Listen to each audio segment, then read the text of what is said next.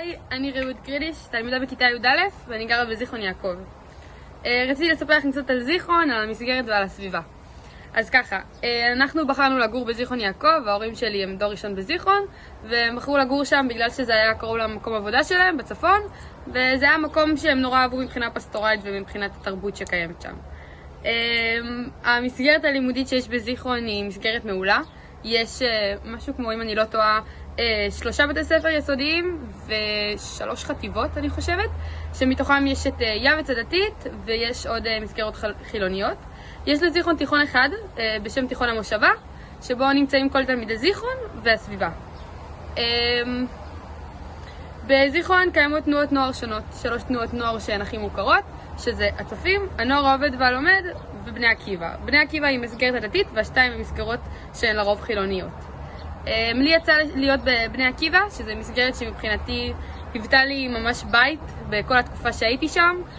זה מקום שבו פגשתי חברים, מקום שבו ביליתי, מצאתי את עצמי כמעט כל שבת שם עם חברים, מסתובבת ומדברת איתם, וזה היה מבחינתי הדבר הכי כיף שהיה לי.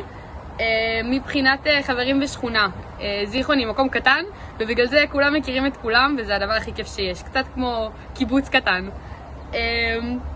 ותחבורה ציבורית בזיכרון, יש דווקא תחבורה ציבורית יחסית רחבה.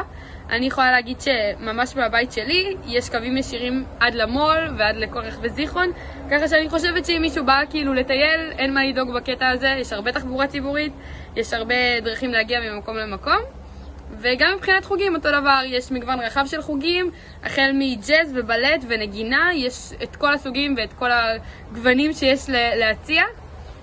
ומבחינת בילוי גם באותו דבר, יש הרבה מקומות בילוי.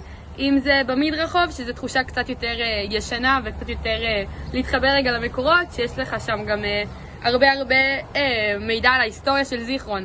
אם זה ממוזיאון נילי ועד לשרה אהרונסון, הכל כתוב שם, ואפשר באמת להעמיק על ההיסטוריה של זיכרון ולגלות עוד ועוד דברים.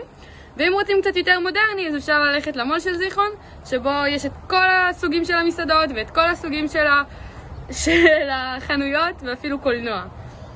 מעבר לזה, אני חושבת שזיכרון היא באמת מקום מקסים, כי אתה יכול לשבת במרפסת שלך בחוץ ולנשום את האוויר כמו שלא יהיה לך בשום מקום אחר בארץ, ויש נופים באמת נורא יפים. אם זה ערים, שיש לנו את רכס הכרמל קרוב אלינו, אם זה שכל זיכרון עצמה היא על הר אחד גדול, ושאפשר לראות את הים אפילו מהבית. וזה